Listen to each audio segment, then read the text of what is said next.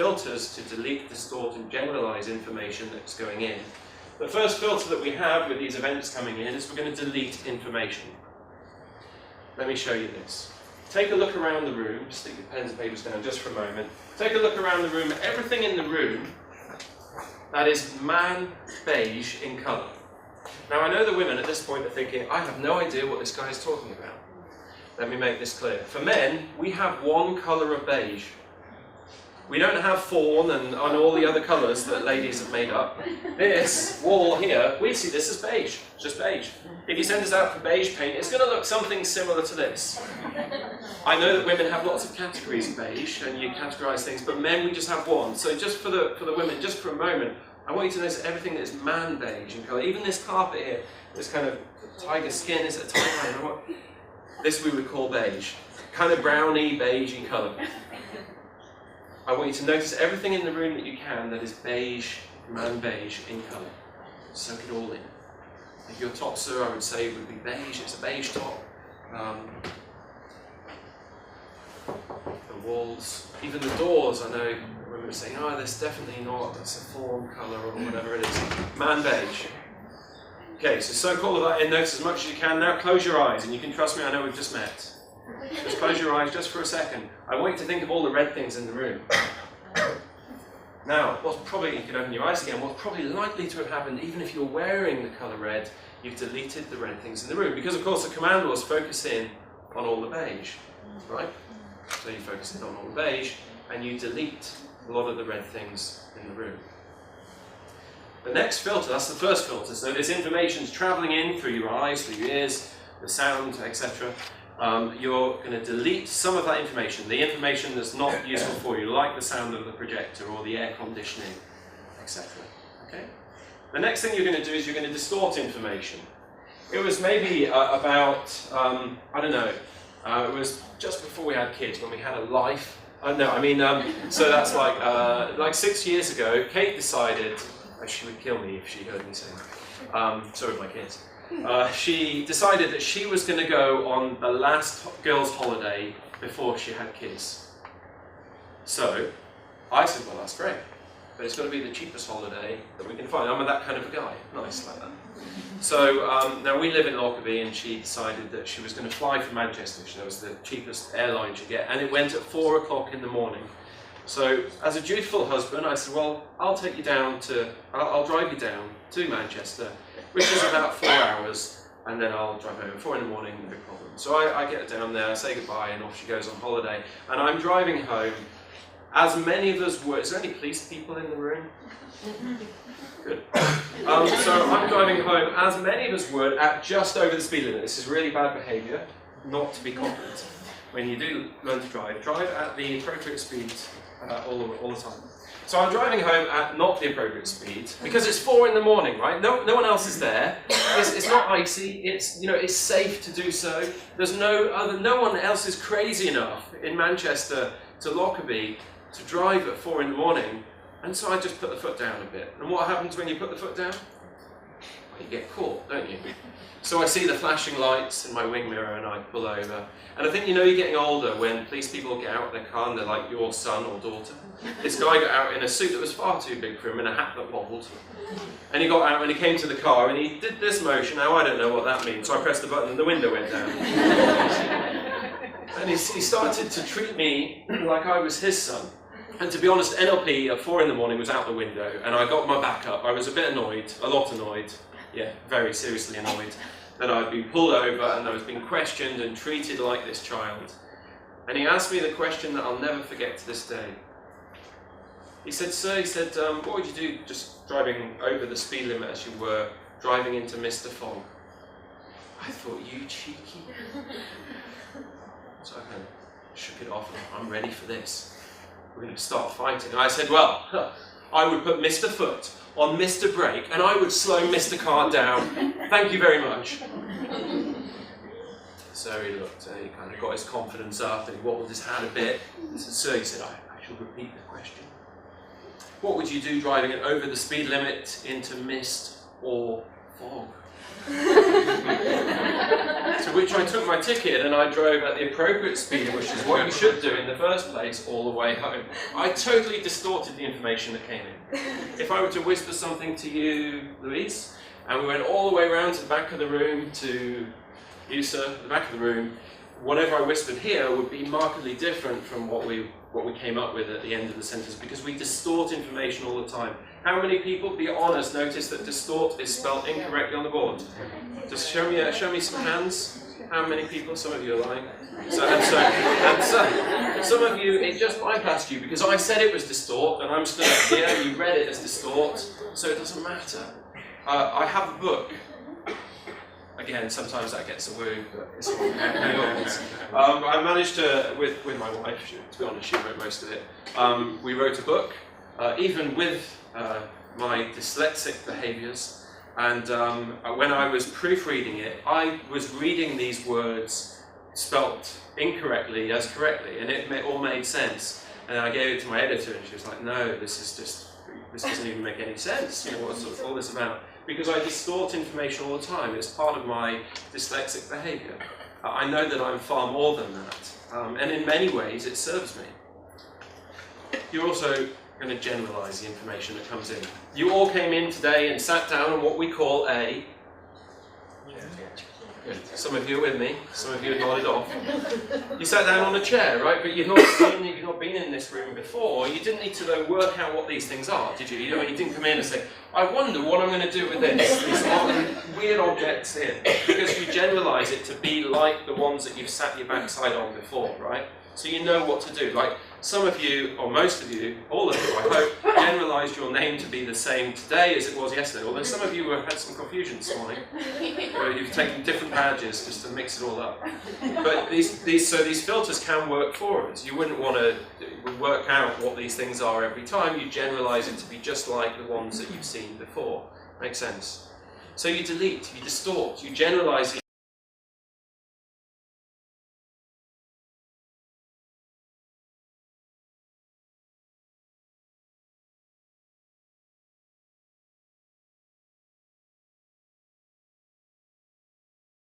information, but then you've got another set of filters. The other filters are things like your values and beliefs. They'll all be different for everyone in here. We all value things differently, we believe things differently. A lot of what I'm saying, some of you have different values and beliefs around what I'm saying, whether you like it, whether you don't like it. You've already made up your mind.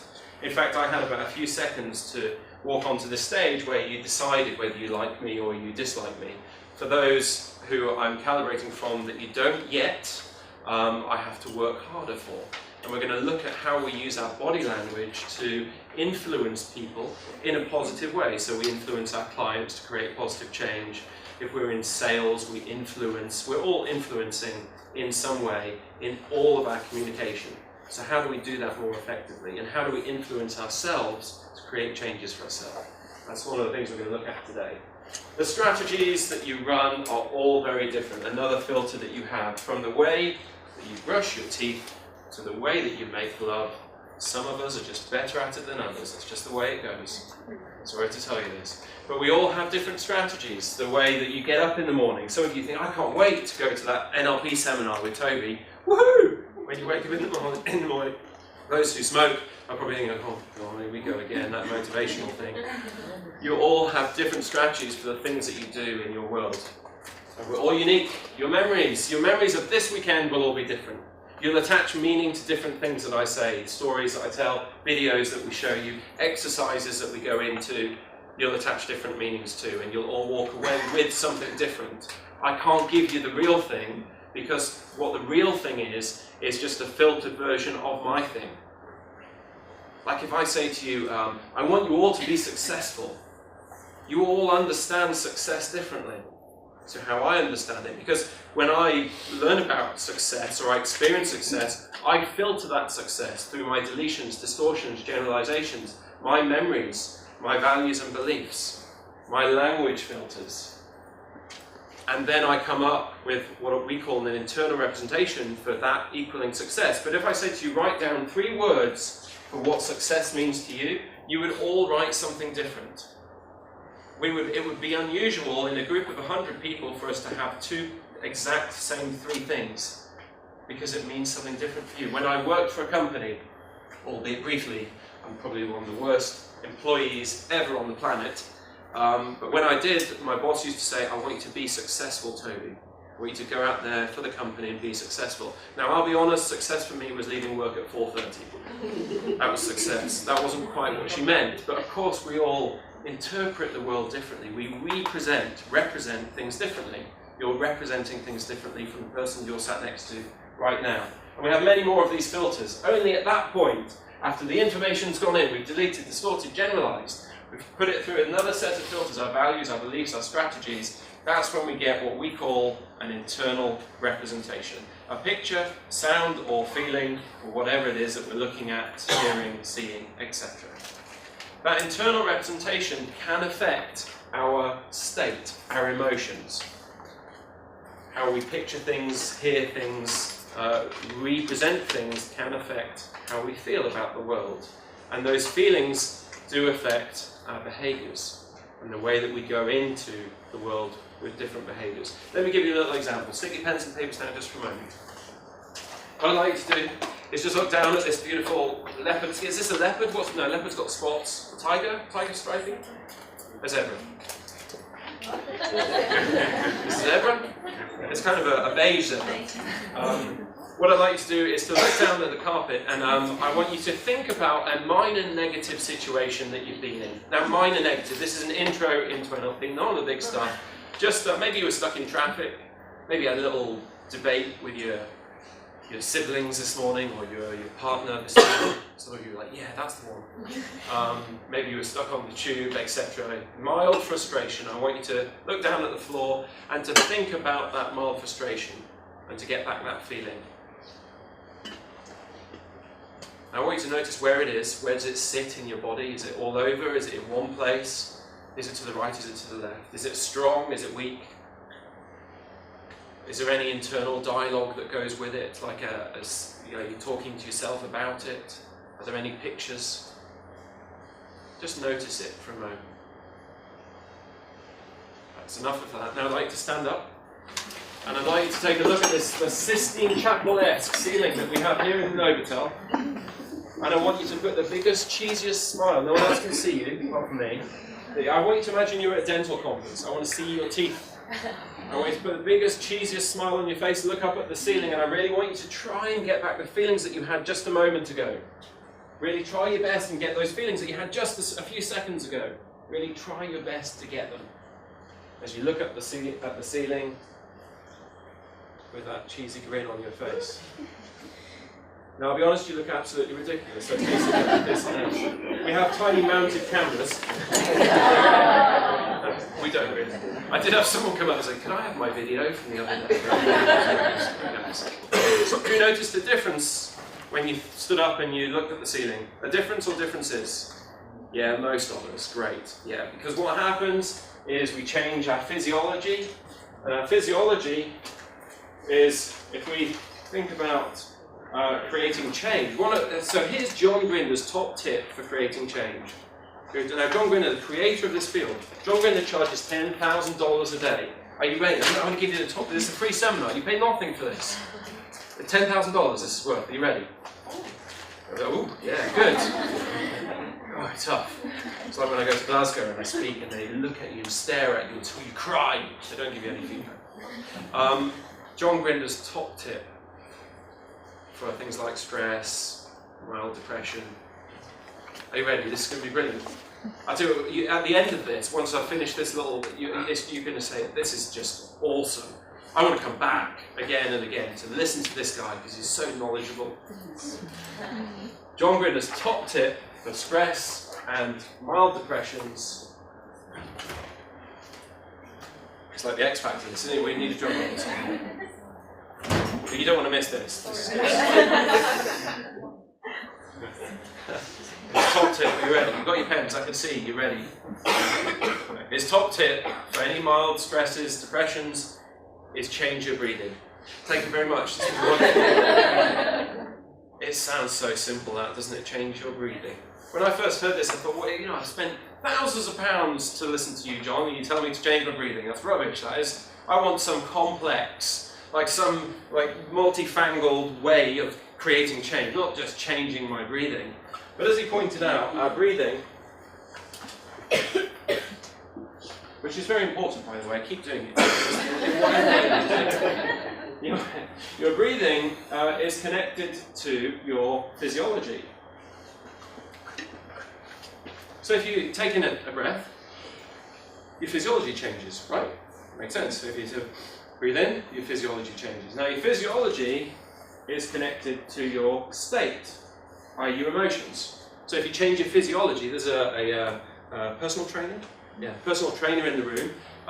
It's likely, so if people go into that personal training with the right physiology, they probably get a different result than if they go in with limiting beliefs or negative physiology. If they change their breathing though, they change their physiology, which changes their state, their emotions, which links into changing their behavior. So when you think about these dreams and these goals, the things that you want to create in your life, go in with the right breathing. Let's start there. It's something we can all do, isn't it? We can all change that breathing. Like I'm quite a nervous presenter normally, and I have to change my breathing. So if I breathe from up here, I get much more nervous. It's like, and you can probably tell as I take in more air because I'm just going to talk. I'm just going to talk at you and I'm going to flap about because I'm trying to get more breath in. But if I can push my breathing down into the bottom of my belly, I feel quite lightheaded now, sorry. I can't feel those negative emotions anymore. Just by changing my breathing, I change my physiology, which changes my state, which changes my behavior, which makes me, I think, from the outside, seem more of a confident speaker than if I don't know, I'm exaggerating it, breathe from higher up. So next time you have a fear or a phobia or something that kind of gets you to think, oh God, I don't want to do that, see what happens when you change your breathing. Just like you did a moment ago when I got you to stand up and look at the ceiling, you change your breathing. Your breathing's connected to your physiology, connected to your state, connected to your behaviors. Nice simple tip. And that's why exercise is so important. Whatever exercise we can do, even if it's just eye movements, we'll look at them this afternoon. But if you can do some exercise in some way, it doesn't need to be becoming a jogger or climbing mountains or seeing a personal trainer.